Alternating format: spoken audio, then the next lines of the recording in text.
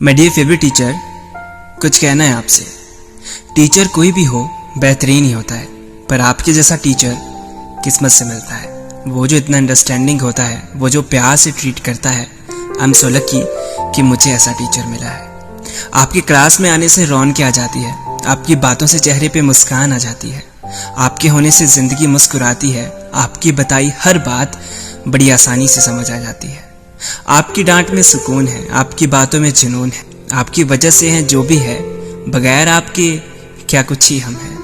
अच्छा, एक बात और कि जब आपसे दूर हो जाएंगे हम आपको बहुत मिस करने वाले हैं। मुझे नहीं लगता ज़िंदगी में आप जैसे टीचर हमें दोबारा कभी मिलने वाले हैं, जिन्होंने किताबें ही नहीं ज़िंदगी पढ़ना सिखाया, बड़ी बड़ी परेशानियों से लड़ना सिखाया हमें कि कभी घबराना नहीं है, जिनकी बातों ने हमें बात बात पर हंसाया।